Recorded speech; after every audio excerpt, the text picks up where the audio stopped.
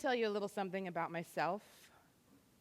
There are days when I am completely incapable of handling loss, no matter how inconsequential. I live with both bipolar and post-traumatic stress disorders, so I do not have an ordinary stress response.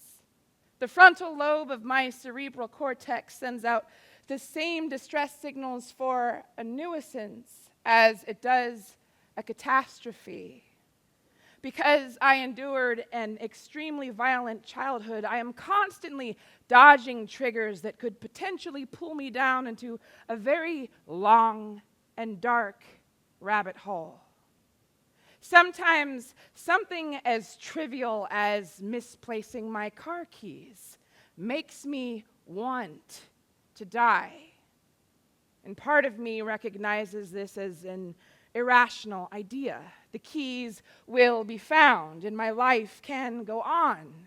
Deep within my skull's flawed machinery, I know this to be true. Both of my parents live with depression.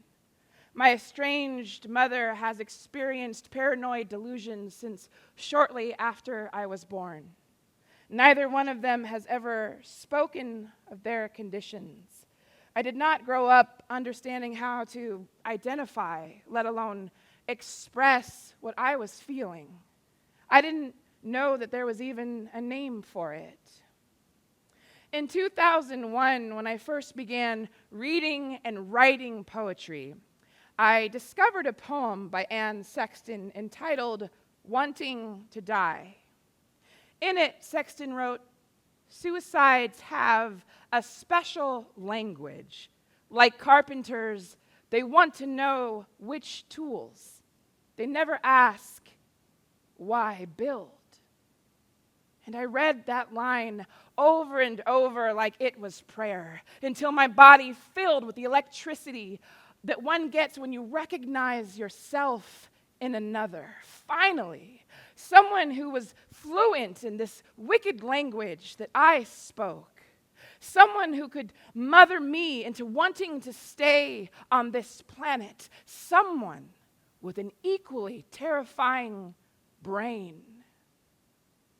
I'd read plenty of books, but I'd never found anyone who wrote so frankly, so honestly and shamelessly about mental illness.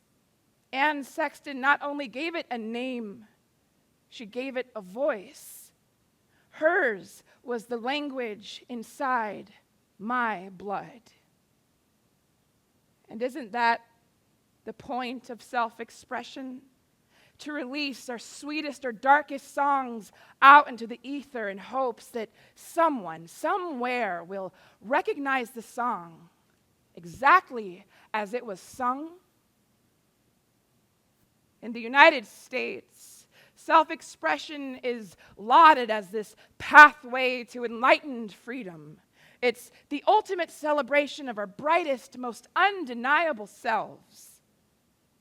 But if we're to talk about self-expression, we have to also acknowledge the culture of shame that surrounds alternative forms of self-expression, specifically those whose voices have been buried beneath the stigma of mental illness and decades of learned silence.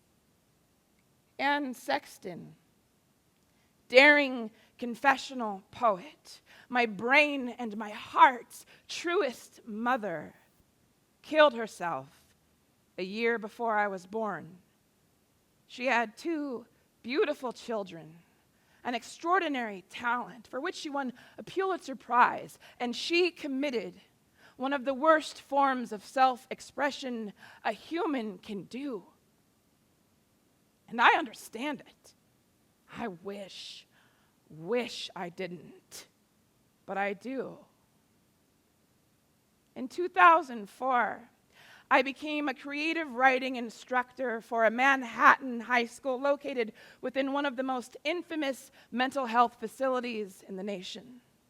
Each of the students had some form of mental illness, and many of them had been abandoned by their families.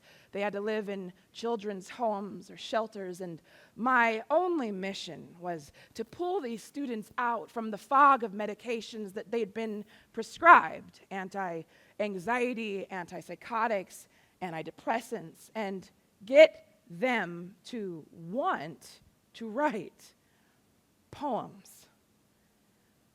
It's easy. Oh, hi, class.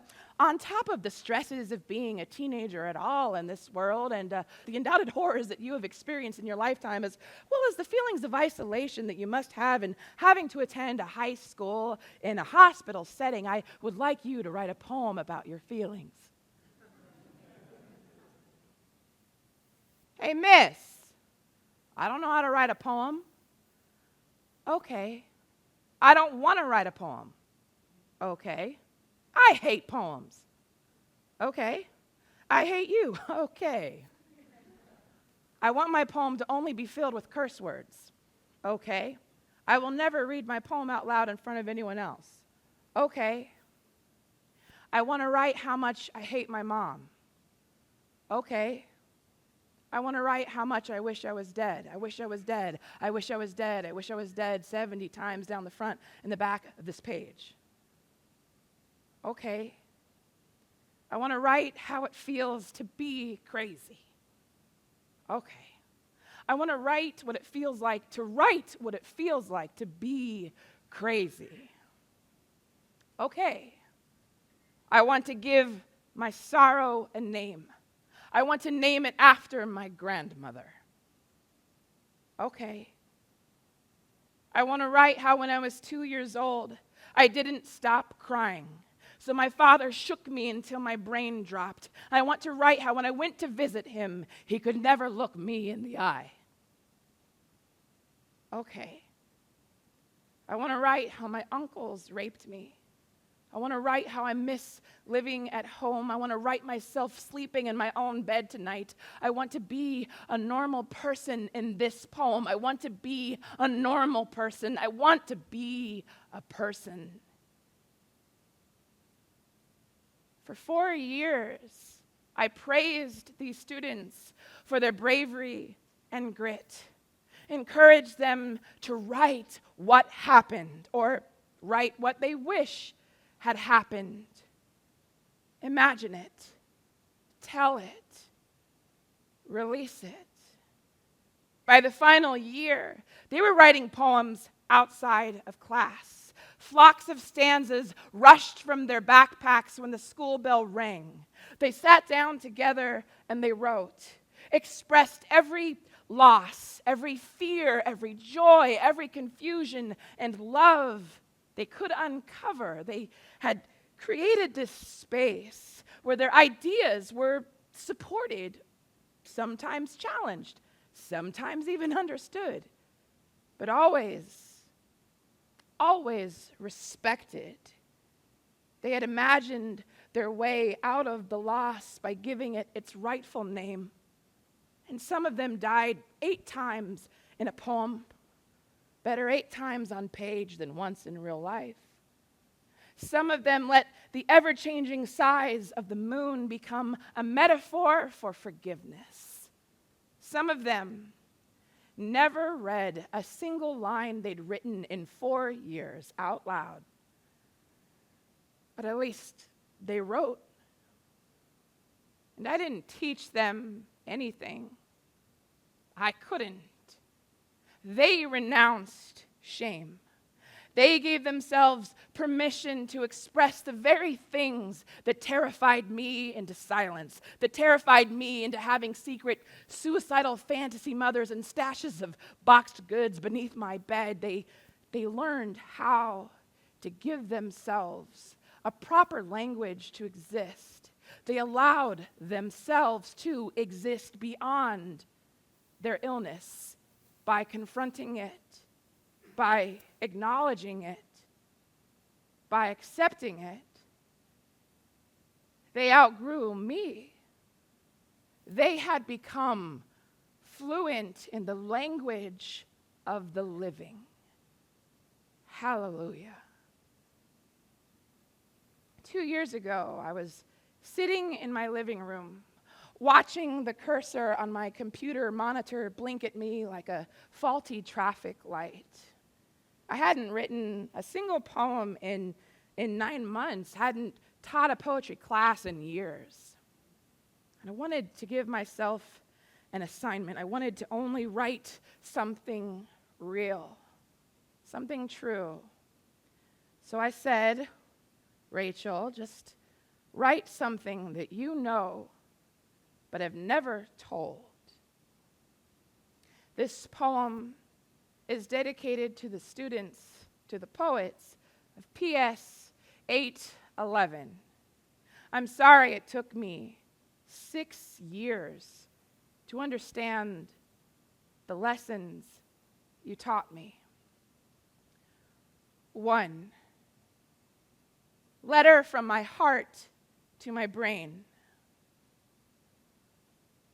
It's okay to hang upside down like a bat, to swim into the deep end of silence, to swallow every key so you can't get out. It's okay to hear the ocean calling your fevered name, to say your sorrow is an opera of snakes, or to flirt with sharp and heartless things. It's okay to write, I deserve everything. Or to bow down to this rotten thing that understands you, to adore the red and ugly queen of it, to admire her calm and steady rowing. It's okay to lock yourself in the medicine cabinet, to drink all the wine, or to do what it takes to stay without staying. It's okay to hate God today, to change his name to yours, to want to ruin all that ruined you. It's okay to feel like only a photograph of yourself, or to need a stranger to pull your hair and pin you down. It's okay to want your mother as you lie alone in bed. It's okay to brick, to flame, to church, or to crush, or to knife, or to rock, and rock, and rock, and rock, and rock. It's okay to wave goodbye to yourself in the mirror, or to write, I don't want anything. It's okay to despise what you have inherited, to feel dead in a city of pulses. It's okay to be the whale that never comes up for air, to love best the taste of your own blood. 2. Letter from my brain to my heart. This house is dirty, but it's comfortable. Behind each crooked door awaits the angry weather of a forgiveless child. I cannot help but admire this horrible power of mine, how each small thing can feel like a death, a lost house key, a spoiled egg, a howling dog. There is no prayer or pill for this. It is a ruthless botany, and I might as well be buried in the yard. And I have no one to blame. Not my mother who sang to an empty cradle. Not the dogs of spite who bit my hand. Just this long-legged sorrow who trails my every joy like a dark perfume. You have my permission not to love me. I am a cathedral of deadbolts, and I'd rather burn myself down than change the locks.